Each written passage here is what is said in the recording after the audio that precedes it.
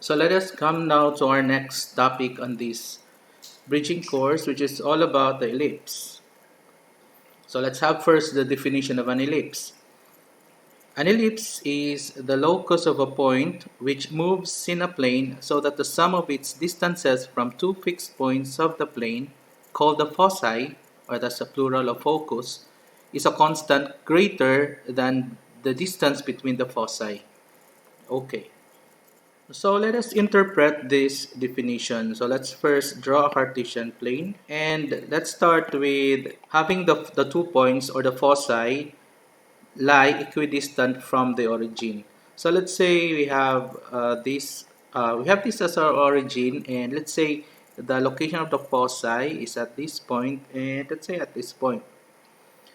So the definition says that an ellipse is the locus of a point, let's say this point, which behaves in a manner that this distance plus this distance is constant all throughout its path. Okay, so let me draw an ellipse to illustrate that. Let's say we have this ellipse, and this is now the locus or the path of a point which moves in a manner that it's this distance from this distance are constant. So that means if the point is right here, this distance from this distance if is equal to, if the point is right here, this distance plus this distance. So meaning all this sum of the distances is constant or equal. So that is an ellipse. Let's label all these parts. Let's say that this distance, this one, wait. So let's say that this distance is A. So this is A as well. And dito naman, this distance, and this distance is B. And this is B as well. Okay? And the distance between the focus or one focus to the origin or the center of the ellipse, let's denote that as C. So this is also C here. Okay? So therefore, let's call this our first focus, F1. It is located at negative C0, and if this is our F2 or the second focus, let's denote that as C0. Or no, the coordinates is at C0. Okay? Right here is A0 and right here is negative A0. Okay, kung ulitin natin yung definition ng ellipse, yung ellipse is like this. If we have this point, this distance plus this distance is a constant. So therefore, this plus this is equal kung dito natin ilagay. Consider this point, meaning this distance plus this distance. That is equal kung nandito siya, this distance plus this distance. And that is also equal if the point is right here, this distance plus this distance. That is also the same. So if we look at this point, what would be this sum? This distance from plus this distance. So that would be 2c plus this. And we know that this right here is a minus c. This is a minus c. So this distance is a minus c. So therefore, that's 2c plus a minus c plus a minus c. So 2c plus a minus c plus a minus c. So if we cancel out 2c, because we also have negative 2c here, so this will be cancelled out. So that becomes 2a. So that means this distance is equal to 2a. So if we consider this point, that means this distance plus this distance, by definition, that is also 2a. Okay? So, lagyan natin ng ano. Connect that. So, this distance plus this distance is also 2a. And you would agree with me that this distance is equal to this distance. So, if this is 2a, that means this is a and this is also a. Okay? So, if this is 2a, that means this is a and this is also a. So that means this is a and this is also a. So we have now a right triangle, this one, in which this side is equal to b, ayan, this side is c, and this side is a. So we have this property. Let me erase this. Okay.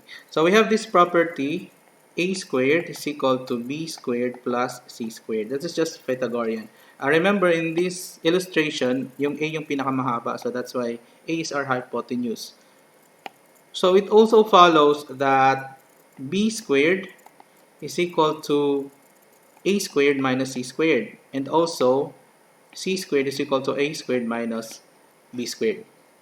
Okay? Now let us derive the equation of an ellipse with center at the origin, 0, 0, with traverse axis horizontal. So, ito siya, etong mahabang part, mahabang axis ng ellipse, that is a traverse axis. And ito naman, the axis that coincides with B, the shorter axis, we call that the conjugate axis. So, itong axis dito, that's the conjugate. So, for the traverse and the conjugate, of course, it is always, or the property, for the property of ellipse, A is always greater than B. Okay? Kasi yung A, nandun yung traverse axis. So, A is always greater than B. Now, if we consider a point, say, this point, let's call this point as xy. Okay, that will be our variable. That xy now will be the locus or the path of the ellipse. So that means this distance plus this distance is equal to this distance plus this distance. If we name this L1, this one, L1, no, D1 na lang, and we name this D2. Okay, let's name that. Let's name this D1, let's name this D2. So that means D1 plus D2 is equal to 2A. And by distance formula, considering this, that would be square root of, the square root of x minus, the point is negative c0, this one. So x minus negative c squared plus y minus 0 squared plus, for d2 naman, we have x minus c by distance formula again. So we're looking at this. So x minus c squared plus y minus 0 squared, that would be equal to 2a. Okay, our objective here is to eliminate or get rid of the radical symbol. Okay, so gawin natin dito, let us transpose yung isang may square root sa other side. Then we'll square both sides. So we'll have x plus c squared plus y squared equal to 2a minus the square root of x minus c squared plus y.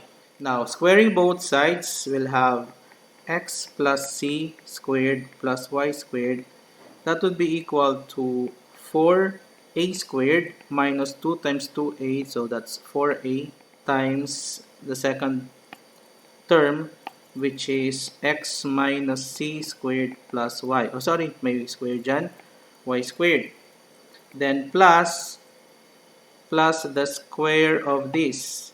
That would be, mawala lang yung radical sign, x minus c squared plus y squared. So if you notice, we could cancel out y squared kasi present siya both sides. Okay? Then from here, we could continue this. That would be, ang gagawin natin, let us isolate this para we'll square both sides again para mawala na yung radical ulit. So what I will do is I'll just transpose this here and this here, I'll just transpose it there. So this will become 4a times the square root of x minus c squared plus y squared. That would be equal to 4a squared plus x minus c squared, then minus x plus c squared. Then, ang gagawin ko dito ay, okay. Let us simplify this first. Expand natin, then combine. So, that would be 4a squared plus, if we expand this, that would be x squared minus 2cx plus c squared. Then, that would be subtracted by x squared plus 2cx plus c squared. Or, 4a squared plus x squared minus 2cx plus c squared minus x squared minus 2cx minus c squared. So, as you notice, you can cancel out x squared and c squared. Okay? So, this will become 4a squared. Then, combine these two. That's negative 4cx. So, minus 4cx. Okay? So, ang gagawin ko, I'll just copy this. Then, paste. Ayan. Okay. So from here, we could cancel out, or eto, we could factor out 4 dito. So we could cancel out 4 at both sides. So this becomes a square root of x minus c squared plus y squared. That's equal to a squared minus cx. Okay. Now we could square both sides. So that would become a squared times the quantity x minus c squared plus y squared. Then that would be equal to the square of this, that would be a raised to 4 minus 2a squared cx plus c squared x squared. Okay, then distribute natin dito at the left side, so that would be a squared, then this would become minus 2cx plus c squared plus y squared. That would be equal to this. Okay na to. Okay, then this would become a squared x squared minus 2a squared cx plus a squared c squared plus a squared y squared. That would be equal to a raised to 4 minus 2a squared cx plus c squared x squared. So if you notice again, ito, meron siya dito, so we could cancel that out. So I will just rearrange. I'll just combine it with this because pareho silang may x squared. So let me write that as, okay, a squared x squared, then ito, I'll just transpose it to the other side. So that's minus c squared x squared. Then ito na lang yung sunod ko, plus a squared y squared. Then that is equal to a raised to 4. Then I'll transpose this to the other side. That's minus a squared c squared. Now from here we could factor out x squared. So that would be a squared minus c squared. Factor out x squared plus a squared y squared. That's equal to, we could factor out a squared. So that's a squared minus c squared. Okay? And if you recall dito, eto, a squared minus c squared is actually equal to b squared. So therefore, pwede natin isulat to, this is just b squared and this is also b squared. So this is b squared x squared plus a squared y squared equal to a squared b squared. And if we divide all terms by a squared b squared, so let's divide all terms by a squared b squared. Okay, let me adjust. Okay, makancel out dito yung b, makancel out dito yung a. Ito, makancel out both. So that would be x squared over a squared plus y squared over b squared equals 1. So this is now the equation of the ellipse with center at the origin and traverse axis horizontal. Or syempre, it will coincide with the x-axis because the center is at the origin.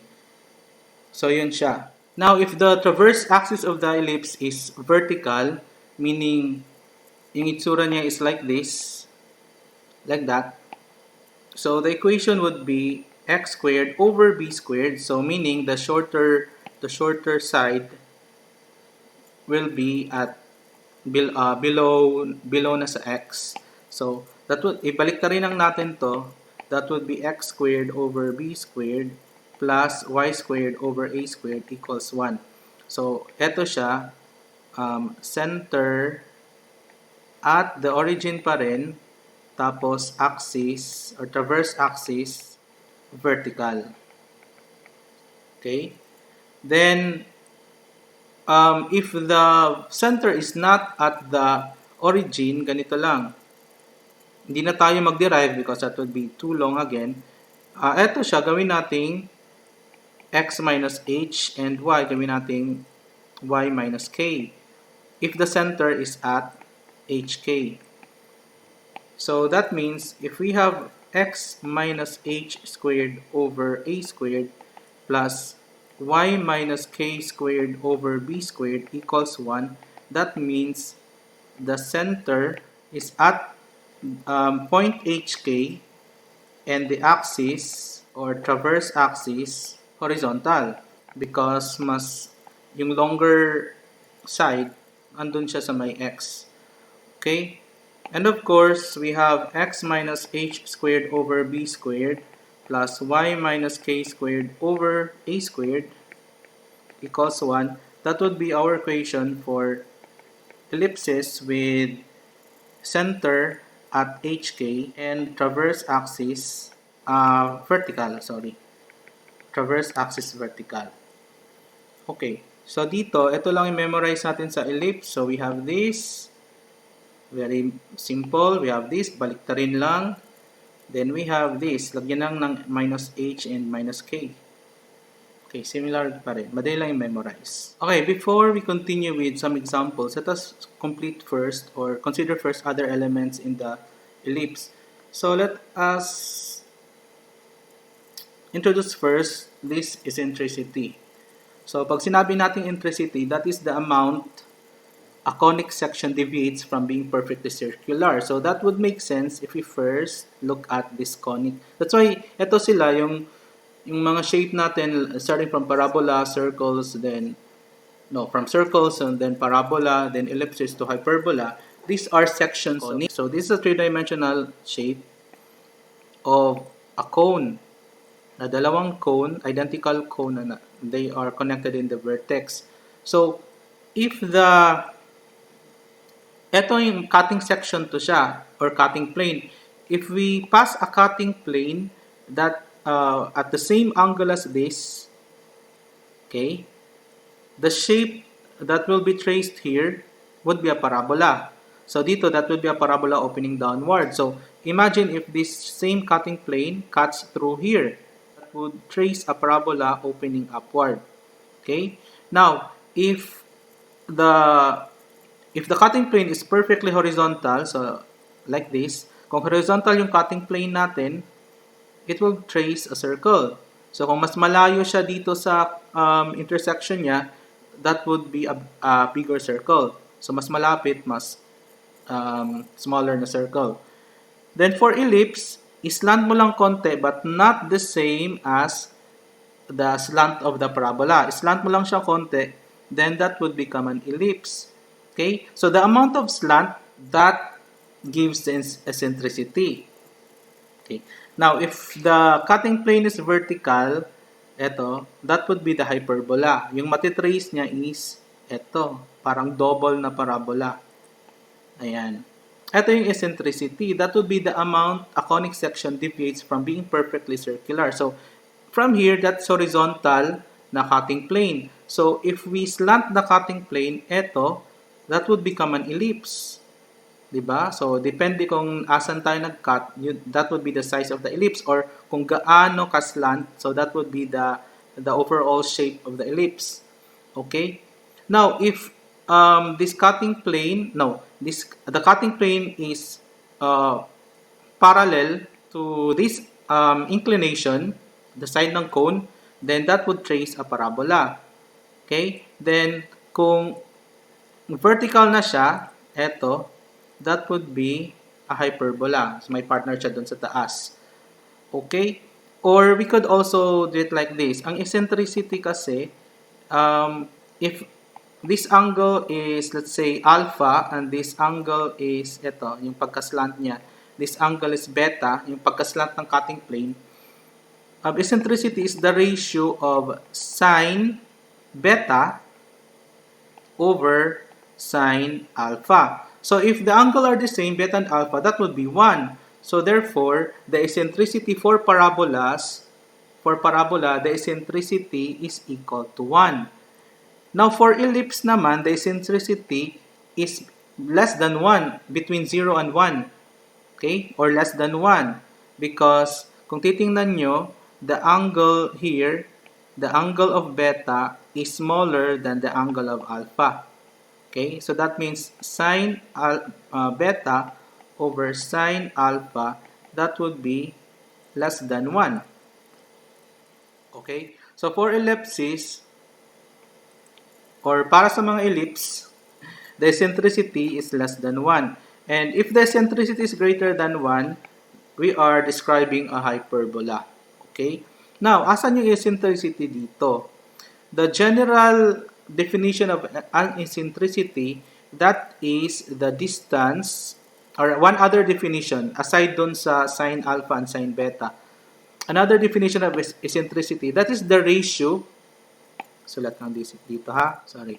The eccentricity, that would be the ratio of the distance point to the focus and its distance from the directrix. And from the previous lesson, na-introduce ko na yung directrix. Okay?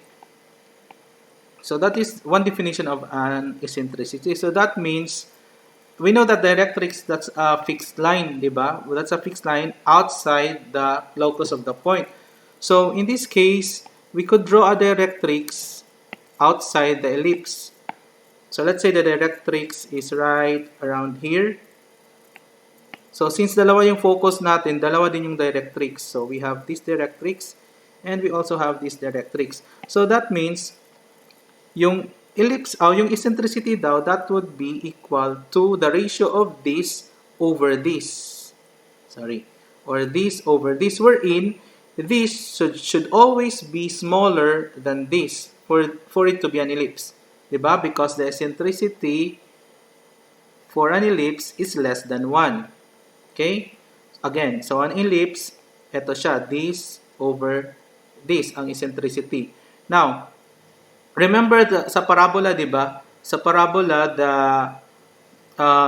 the eccentricity is equal to 1 because if you recall, ito yung parabola, then ito yung directrix natin, ito yung focus natin. Remember that sa definition of parabola, this is equal to this, diba? So therefore, the ratio of this over this is equal to 1. Or this is equal to this. The ratio is always equal to 1. Okay, so sa ellipse naman, that's less than 1. Now, let us say that the distance from this axis to the directrix is d. Okay? So therefore, if we try to take a look at this point, that means the eccentricity, dito ko na lang din ilagay, that means the eccentricity is equal to this, which is A, over this, which is D. So the eccentricity is just A over D. Or you could memorize this property that D is equal to A over the eccentricity. Okay? Now, how about if we take a look at this point? So that means, dapat nga yung eccentricity, again, yung eccentricity natin, dapat ito is much shorter than this distance. But, not drawn to scale yung illustration natin, but let's imagine na lang that this distance is smaller than this distance. Okay. Now, so for describing the eccentricity using this point, that would be this over this. And we know that this distance, ito din siya, that's A over A minus C. So the eccentricity is also A minus C. That's over this distance, which is just equal to this, D, minus this, which is A. Ito, this distance is A, diba? So therefore, this is D minus A. So that is D minus A. So since we know that D is equal to A over E, so that means A minus C over A over E minus A. So simplify na lang natin. The LCD is E. So that would be A minus AE. The numerator is A minus C. So this will be transferred to the numerator. So we could cancel this out. So that becomes A minus AE equal to A minus C. So we could cancel out A. So that means AE is equal to C. Or that is negative AE equal to negative C. So I'll just cancel out negative. So therefore, the eccentricity is also the ratio of C, the distance from the center to one of the focus, over A, or the length, half of the length of the transverse axis. Okay? So, pwede din natin memorize that C is just equal to the product of A times its eccentricity. Okay? So, ganito yun. Remember that the eccentricity of a circle is 0. And the eccentricity of the parabola is equal to 1. So, the closer the eccentricity to 0, the closer is it the closer its shape to a circle. So meaning, etong eccentricity nito, if this is an ellipse, this eccentricity or the eccentricity of this ellipse is much smaller or closer to 0 than the eccentricity of this ellipse. Etong ellipse na to, much closer na to 1. Okay? Ganon yung ibig sabihin niya. Okay, so we just need to memorize also these properties. So we could now proceed to the latus rectum. So if we pass a line segment here, eto siya, that would be that would connect the ends of the latus rectum. So we have 4 ends. So let's call this na lang LR1, eto LR2. Dapat counterclockwise. Anyway, sige lang. Ganito na lang. LR1, LR2. From left to right na lang tayo. Anyway, we'll just denoting this. So, kita lang magbuot. So, LR1, LR2. Ito na lang LR3. Then, LR4. Okay. So, the ends of the latus rectum. So, to locate that, we need this distance. So, paano kaya? How could we get that distance? So, how do we get this length? So, let's call this na lang muna L. Small letter L. Dami ng drawing, no? And if we connect this, that means, by definition again of an ellipse, this distance, which is equal to 2a, is equal to this. So, therefore, this is also 2a. Okay. So, isulat natin dito na lang. So, that means 2a is equal to this distance. So, what would that be? I-redraw natin dito. So, this is L. And this is ito. Ito siya. That's 2c. And this is 2c.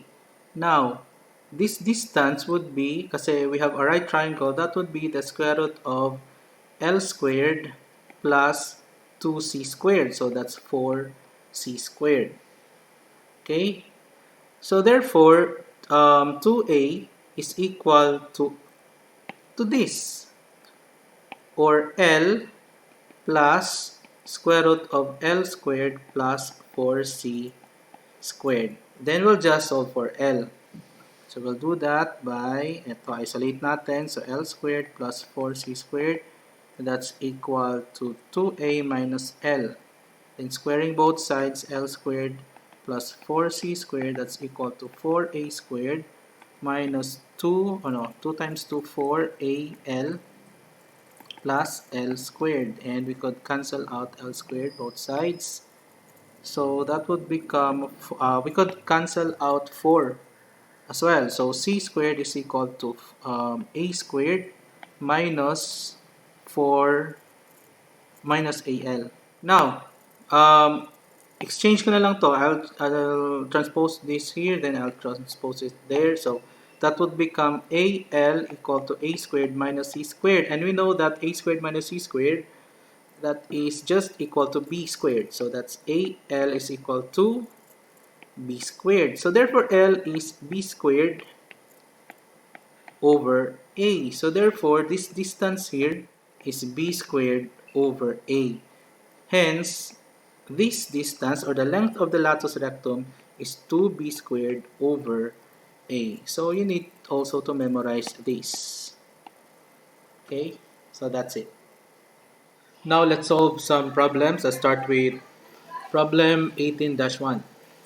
Find the values of a, b, c, e for the ellipse x squared over 25 plus y squared over 16 equals 1.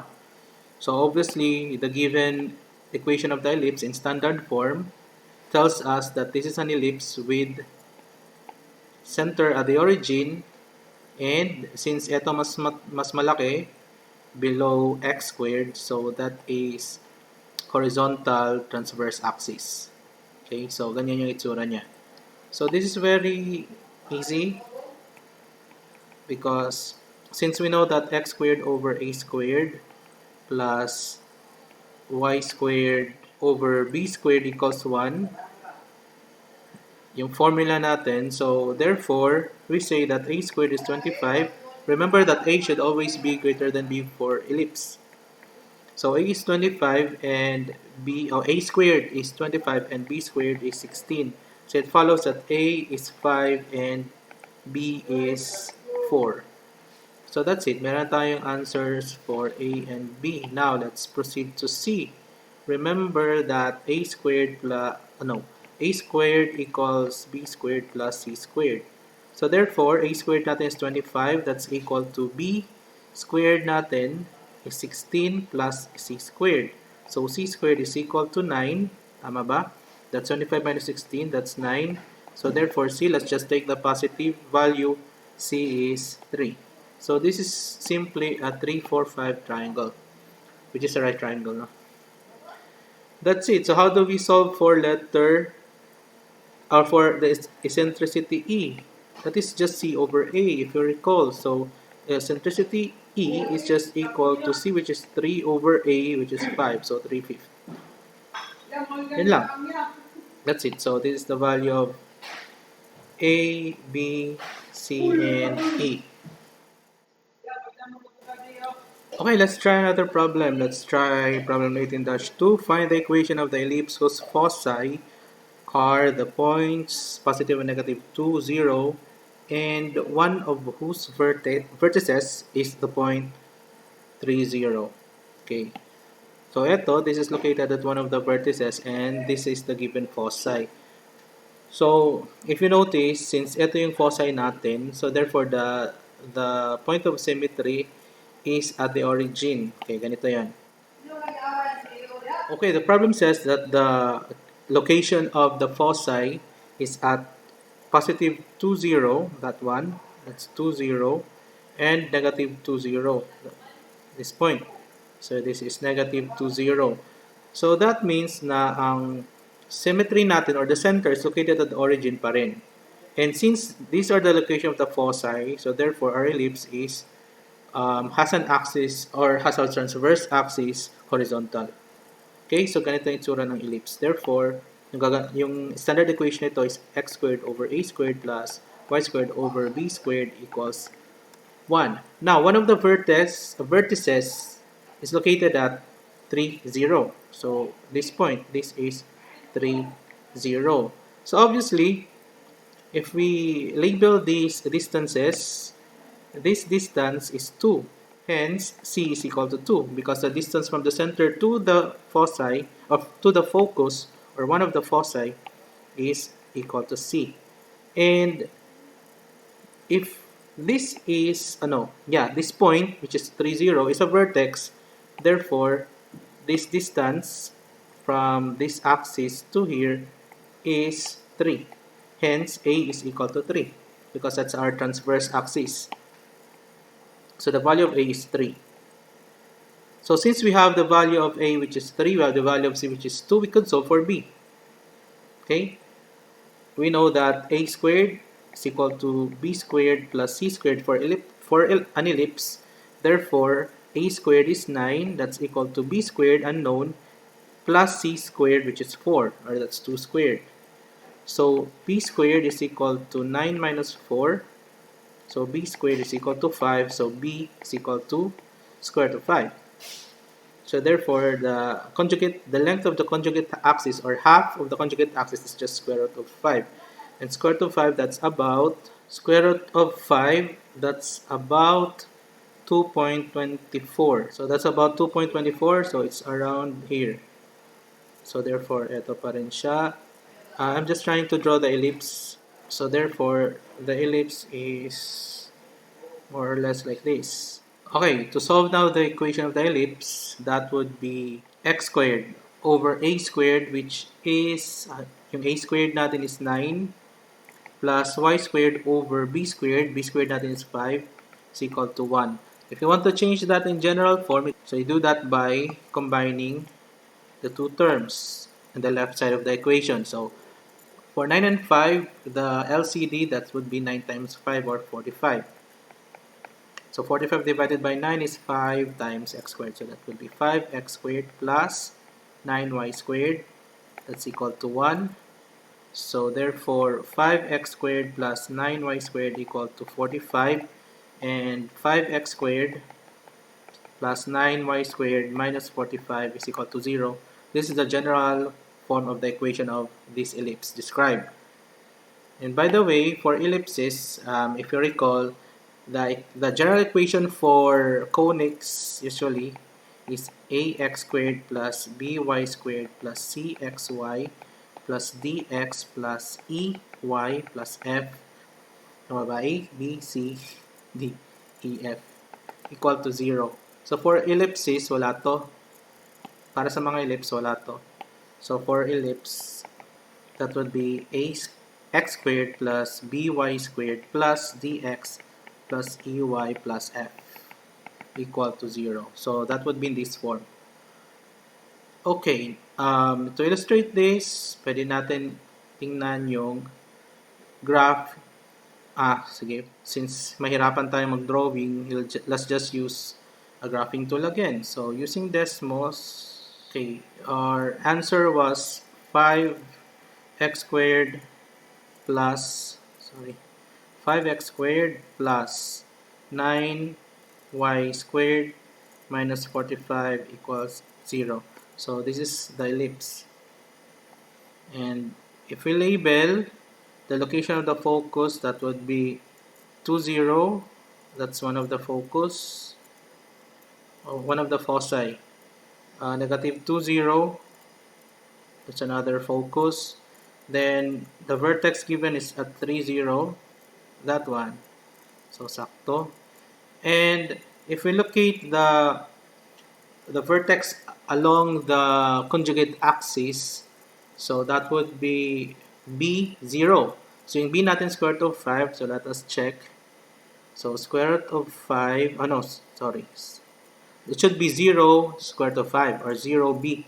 So 0 square root of 5. So that point, exactly. Yan, so coincide siya. Okay. That one. So our answer is correct. Let's now proceed to our next problem. Let's try this one, problem 18-3. The length of the major axis of an ellipse is 6. Find the equation of the ellipse and the coordinates of its foci if the eccentricity is 1/2, B, the eccentricity is 1/3 of square root of 5, and C, the eccentricity is 0. So let us try to answer first letter A. So for letter A, the given is the length of the major axis of the ellipse. So the major axis, kung ito pa yung ellipse natin, dito sa figure natin, the major axis is this, right? Or that's a transverse axis. So the length of the major axis is 6. So therefore, half and half of that is 3. So therefore, A is 3. Because A is along the major axis. So A is equal to 3. And the eccentricity is equal to 1/2. Okay? Then what we need to compute or to figure out is, of course, the equation of the ellipse, and we need to draw the figure of the ellipse for each case. So let's start with letter A. How do we solve the other elements for this? Okay. So for letter A, if A is equal to 3 and the eccentricity is equal to 1 half, we know that C is equal to A times E. We already derived that here. C is equal to A times E. So therefore, we could solve for C by just multiplying A and the eccentricity. Sorry. And the eccentricity E. So that's 3 times 1 half, or C is just equal to 3 halves. So, meron tayong C. So, kung meron na tayong C, we could solve for B. We know that B squared is equal to A squared minus C squared. So, to solve for B, that would be B squared is equal to A, which is 3 squared, minus C, which is 3 halves squared. So, B squared is equal to 9 minus 9 fourths. Or B squared is equal to 4. That would be 9 times 4, 36. Minus 9. So 36 minus 9. 27 over 4. So therefore, B is equal to the square root of 27 over 2. Or pwede din, remember that 27 is 9 times 3. So that's 3 square root of 3 over 2. But di naman tama ba? The length of the major axis of an ellipse. Find the equation of the ellipse. Okay, in this case, dalawa yung pwedeng ellipse natin because di naman naka-specify kung ano yung orientation ng major axis. Is it vertical or horizontal? So, if we have a horizontal axis, that would be x squared over a squared, which is 9. That's 3 squared. Plus b, which is, y squared over b squared, which is 27 over 4 equal to 1. So, the standard equation would be this. Or that would be x squared over 9 plus 4y squared over 27 equals 1.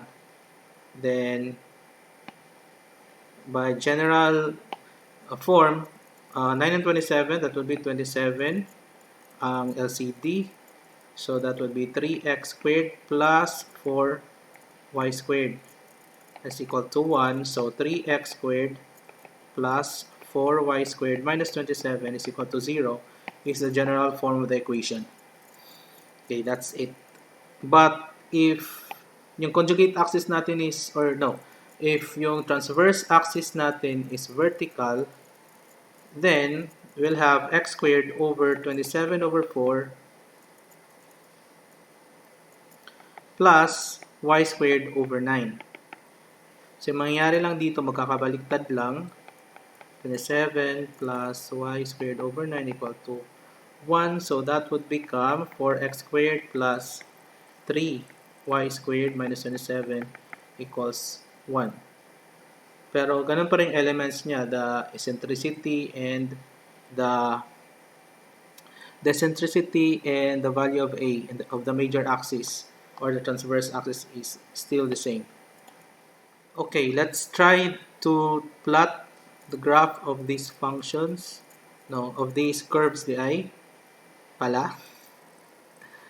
So, graphing the first curve, that would be 3x squared plus 4y squared minus 27 equals 0.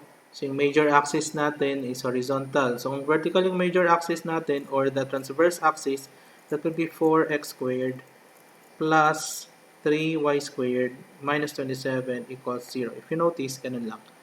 Nag-change lang siya. Parang nag-rotate siya by 90 degrees. Okay? So, ganun siya kadali. So, we'll proceed to our next problem. May space pa. So, about this, another easy problem. So, let's call this problem 18-3. Tama ba? Is it third? Fourth. -4 na pala. What are the major and minor axes of the ellipses 4x squared plus 25y squared minus 100 equals 0? And by the way, meron pa pala tayong letter B and C, no? So, for letter B and C, you solve this. So, you solve this, you solve letter B and letter C, and you add your answers to the comment at the Facebook group.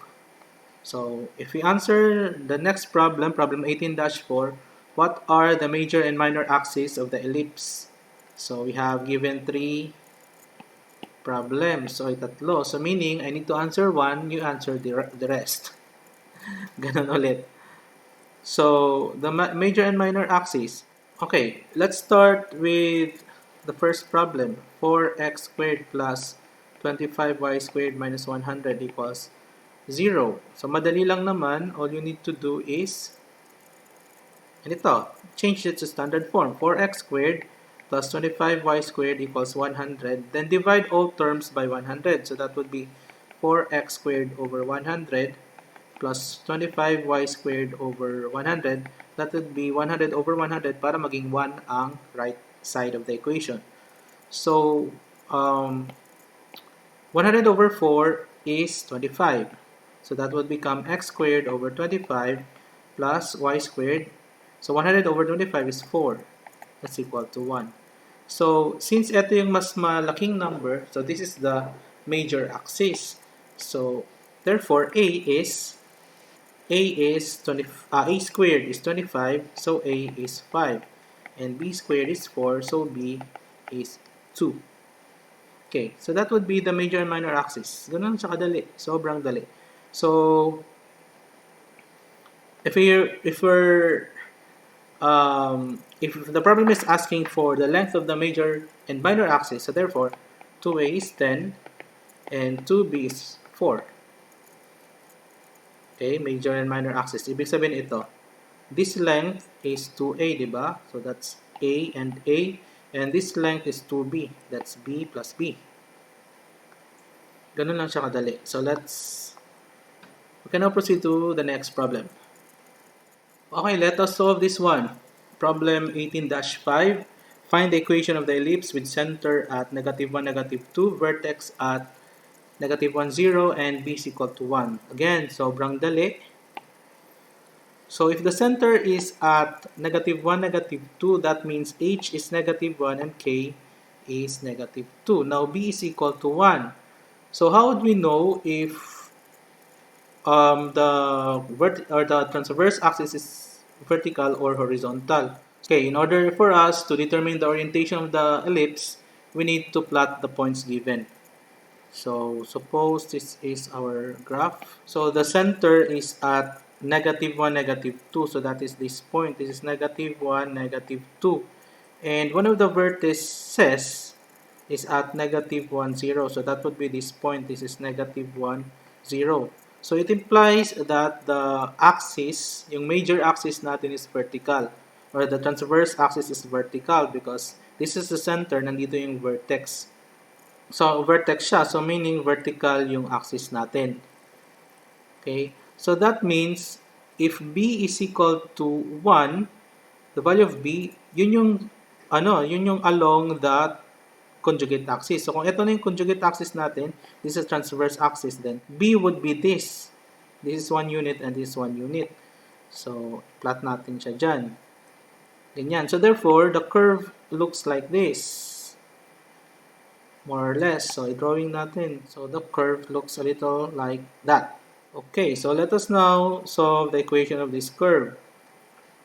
So first, it implies that the value of A, remember A is the length from the center to the vertex. So therefore, A is equal to 2 units because this is 2 units.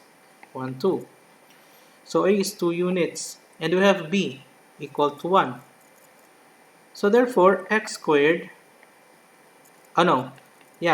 if vertical yung axis natin, that means, and the center is not at the origin, that means yung gagamitin natin equation is ang x minus h squared over vertical, so b dito, b squared, plus y minus k squared over a squared equals 1.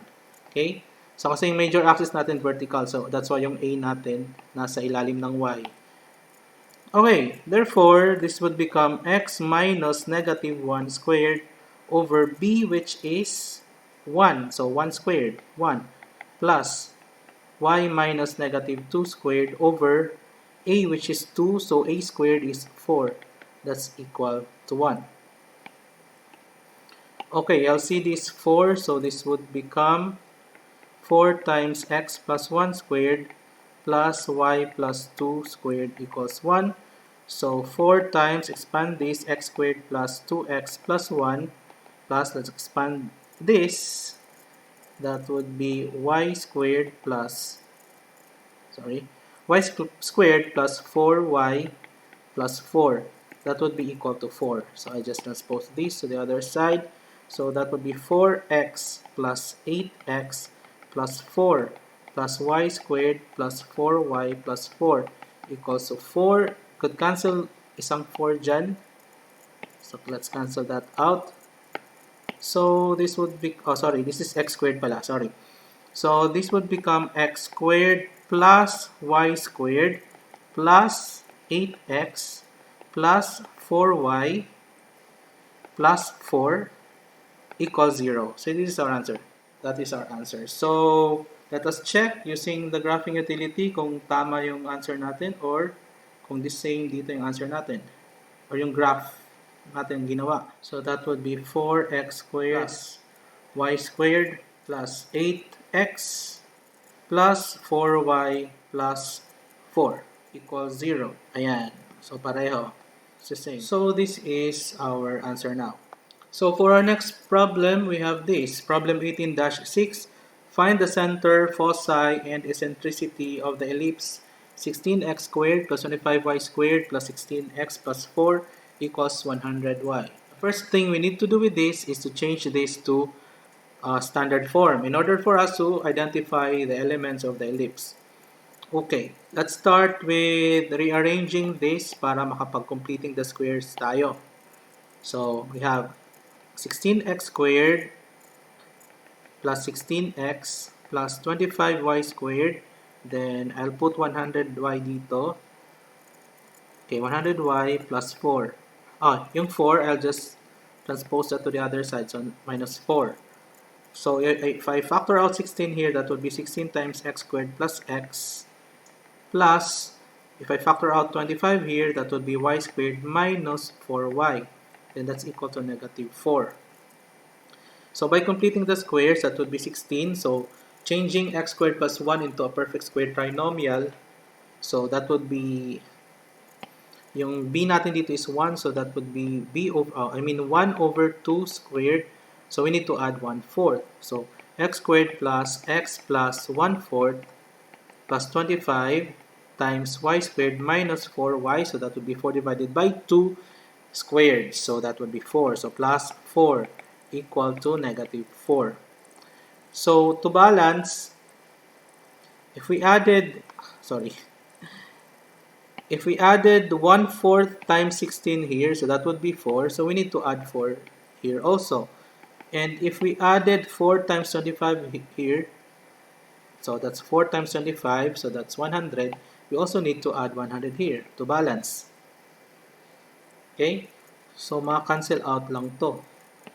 So, this would become 16 times, this is the perfect square of x plus 1/2 plus 25, then this is the perfect square of y minus 2. And that is equal to 100. Okay? Now, divide all terms by 100 para 1 na dito sa left side. So, that would become, if we divide this by 100, so 100 over 16. So, that would be x plus 1/2 squared over 100 over 16. So, ilan yung 100 over 16? That would be 25 over 4. So, I'll just change this to 25 over 4. Then plus, this would be y minus 2 squared over 100 over 25. 100 over 25, which is 4. That's equal to 1. So this is now the standard form. Now if you notice, which one is much larger? Is it 25 over 4 or 4? So 25 over 4, that is around, that's around 6 point something na, no? So eto, mas malaki yung value dito. So therefore, a natin, or a squared, is 25 over 4. Okay? And yung b squared natin is just equal to 4. And a natin, 25 over 4, that's 5 halves, or 2.5. Of course, that is greater than b natin, which is square root of 4, which is equal to 2. So, a is 5 halves, b is 2. So, nasolve na natin yung a and b na hinahanap sa problem. Hindi pala. Center and foci pala. So, that means the center, since ito yung standard form natin, this is the standard form. So, this is x minus h and y minus k. So, yung h natin, that would be negative 1 half, and k natin is positive 2. So, the center is at negative 1 half and 2. Now, to solve for the foci, ganito. Pwede natin siya i-drawing na lang, since yung axis natin naman is horizontal, then let's just locate the value of the, or the coordinates of the foci. So, drawing natin yung plot natin yung points. So, if you plot the points, the center is at negative 1 half 2. That's around here. So, that's the center. So, yung axis niya is horizontal, di ba? Because yung A natin nasa ilalim ng X. So, eto yung axis niya. 2.5. So, kung 2.5, this is 0.5, yun, eto. So, this is 2.5. So, ito 0.5. So, 2 dito. Isa. So, that's the location of vertices. And, of course, the minor axis or the conjugate axis is right around here. So, kung ito-drawing natin, the ellipse is... sige lang. Not drawn perfectly, but basta. You get the idea. So, that is now the ellipse. So, how do we find the foci, the focus? So, remember that the location of the focus is c units from the center. So, we need to get the value of c. And we know that a squared is equal to b squared plus c squared. So, since a squared is 25 over 4, that's equal to b squared, which is equal to 4 plus c squared. So, solving for c squared, that would be 25 over 4 minus 4. So, that would become 16. That's 9 over 4. So, c is just 3 halves. It's 1.5. So, therefore, the location of the focus is right. The foci is right here. Lagyan natin ng label dito. So, the location of the foci is, or one of the focus is 3 halves units from the center. So, since ito yung axis natin, so dito siya. 3 halves is just 1.5.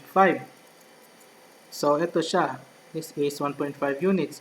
So, if this is negative 1 half 2, yung coordinates niya dyan, ng center, so, from negative 1 half, you just move 1 and 1 half. So, that would be 2. So, the location is at 2, 2. So, the other focus, syempre, naandito, which is, you just move 1 and a half units from negative 1. So, that would be 1 and a half units. So, that would be 1, 1, 2. Okay? So, summarize natin. The location of the center, again, is at negative 1 half 2. The foci is at 2, 2, and 1, 2. And solving for the eccentricity, you can use C over A na lang.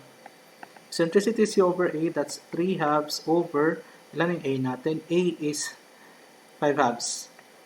5 halves. So that would be 3/5. So the eccentricity is just 3 over 5. So these are our answer. Okay, so let us check that again using Desmos. The given equation was 16x squared plus 25y squared plus 16x plus 4 equals 100y. Ayan. So, that would be too similar. Scale natin. So, this is now the figure. So, locate natin yung center, of course, is at negative 1 half 2. Ayan. So, eksakto. Next, the focus is at 2, 2 and 1, 2. Sorry, that would be negative 2, 2, no? This is negative 2, 2. And eto, that's 1, 2. Oh, sorry. So, that's it. So, these are our answers. So, let's have another problem. Let's try this one. Problem 18-7. find the equation of the focus, oh no, find the equation of the locus of a point which moves so that the sum of its distances from points 2, 1 and 8, 1 is 10. Okay. So if you notice, what is describing this is actually an ellipse, because from the definition of the ellipse, an ellipse is a locus of a point which moves in a plane so that the sum of its distances from two fixed points of the plane called foci is a constant. So therefore, this actually describes an ellipse. The fixed points were 2, 1 and 8, 1. So these are now our foci. So ang given dito is ang foci, which is 2, 1 and 8, 1. Now, the constant value of the sum of its distances, ayan, described in the definition, is 10. We could say that yung 10 is actually 2a. Remember, the 2a is the sum of the distances from the fixed point to the locus of a curve. So, therefore, yung 2a natin is equal to 10. So, therefore, a is equal to 5. So, ito yung mga given dito. 2, 1, 8, 1 as foci, and a is equal to 5. So, the best thing para clearer yung pag-answer natin this time, i-plot ulit natin yung points. So, to plot the given points, we'll have this. So, the foci is at 2, 1, so that means, dito na lang. So, the foci is at 2, 1, this point. This is 2, 1, and 8, 1. So, that would be 2, 4, 6, right here. This is 8, 1. So, these are the location of the foci. That means that ang axis natin or the major axis is horizontal. Okay, so ang gagamitin natin is yung x minus h squared over a squared plus 9, okay, ganun. So, yun yung gagamitin natin. Now, the value of a is 5. So, along the distance from the center to the vertex is 5. So, ilocate muna natin yung center. Of course, yung center is nasa gitna in between 2 and 8. So, what is in between 2 and 8? So, by midpoint formula, that would be 2 plus 8 over 2. So, that would be 10 over 2 or 5. So, that's located here. That would be 5, 1. Pwede din ganito. Etong distance na to, that would be 6, diba? So, yung kalahati niya is 3. So, you just move 3 units. So, that would be the location of the center. So, that means, add natin dito, we have obtained that the center is at 5, 1. Therefore, h is 5, k is 1. Okay? And what else? So, yun yung ano natin. Meron, yung 5 pala, i-plot natin yung 5. So, from the center, 5 units. So, therefore, this is one of the vertex. And this is at, sorry. It's at 0, 1. And center to vertex, another 5 at point, this point. So, that would be 8 plus 2, so 10. Or simply 5 plus 5.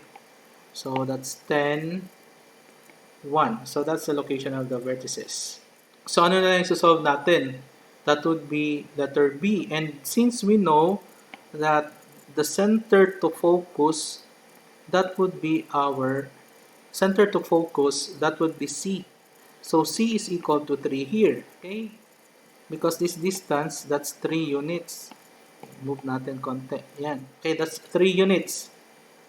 So, therefore, C is 3. So, pwede na masolve si B. Remember that b squared is equal to a squared minus c squared from our derivation. So therefore, si b squared na lang ang kunin natin. B squared is equal to a, which is 5 squared, minus c squared, which is 3 squared. So b squared is equal to 25 minus 9, which is equal to 16. So b squared is equal to 16. Hence, if we use x minus h squared over a squared for horizontal transverse axis, horizontal major axis, then we have y minus k squared over b squared. That's equal to 1. So therefore, we'll have x minus h natin is 5 squared over a squared natin, that would be 25, plus y is equal to, k is equal to 1 squared over b squared natin is 16, that's equal to 1. So yun na yung answer natin. Just change that to general form. So the LCD of 25 and 16, gamit lang tayong calculator, no? We have 400 LCD divided by 25, that's 16. So this is 16 x minus 5 squared plus 25 y minus 1 squared equal to 1. So this would become 16 times, expand this, x squared minus 10x plus 25 times y squared minus 2y plus 1, that's equal to 400. Then distribute 16x squared minus 160x plus 25, so that would be 1/4 of 16, so 400 nga, plus 25y squared minus 50y plus 25, that's equal to 400. So rearrange, that would be 16x squared plus 25y squared minus 160x plus 25, plus 50y, minus 50y, cancel out na lang to. So plus 25 na lang. Plus 25 equals 0. So that this is the locus, or the equation of the locus. Okay? So that's our answer. To check that, pwede natin i-plot ulit. So we have 16x squared plus 25y squared minus 160x minus 50y plus 25, equate that to 0. This is our graph. So we can check for kung sakto ba. Yung center natin is at 5,1, sakto, nasa gitna. Then the focus is located at 2,1 and 8,1. Okay, anyway, you can complete this on your own. So our answer is correct. Okay, let's attempt to answer this particular problem. So application siya ng ellipses. Walang answer sa book. Okay. So the arch of a concrete bridge is a semi-ellipse having a span of 60 feet and a central height of 20 feet.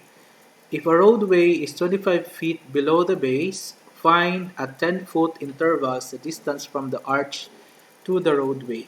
Okay, so the best way to answer this is to have an ellipse with center at the origin para hindi complicated yung equation natin. Okay, so ang gagawin natin, let's draw the situation. So the arch daw is a semi-ellipse. So let me draw a semi-ellipse. I hope I could. So let's say this is the semi-ellipse. This is the arch of bridge. Okay. Pangit yung pagkaka-drawing, but I think you'll understand. Anyway, let's say that is the arch of the bridge, and the roadway is of course nasa ilalim. So let's say, let's use this one. Let's say this is the roadway. Ayan. So this length is 20. And ito siya yung central height. So from here to here, that's 20 feet. And of course, if the span is 60, therefore, this is 30 feet and this is also 30 feet. Okay? So yung hanapin natin is yung height or the distance at 10 foot intervals. So that means if I use this one, so if this is 10, 20, then 30, so therefore, ayun yung hanapin natin. This length or height, that height, this height, this height, this height, and this height. So if you notice, kung symmetrical siya, these height are just the same, these height are just the same. So kahit eto and eto na lang, or etong tatlo na lang isolve natin. That is if gawin natin itong origin. Okay, para doon tayo sa positive side. Anyway, the values here are just the same here. Okay, so let's take this now as our center. Let's take this as our center. Okay, let me use this one. So this is our 0, 0. So that means this point is at 30, 0, and this point is at negative 30, 0. And that means the value of A here is 30, and the value of B is 20. So meron na tayong equation. If the center is at the origin, that would be x squared over a squared plus y squared over b squared equals 1. So the center is at the origin with major axis horizontal or transverse axis horizontal. Okay? So that would be x squared over 30 squared, that's 900, plus y squared over 20 squared, that's 400. That's equal to 1. So that would be the equation. So from there, pwede natin ma-solve actually. Etong point na to, this point is just located at 0, 20. So of course, di na natin kailangan i-solve kasi may value na tayo ng height. That's 20. So this point naman is at, remember that the interval is tag 10, so that would be 10, I don't know. So 10, let's call that 10 H1. Then this one, this would be 20. So that's from here to here, that's 20 H2. That means ito yung H1 natin, ito yung H2. And this is also H1, this is also H2. And this point here is negative 10 H1. And this point here is negative 20 H2. So, we can solve this by just using the points.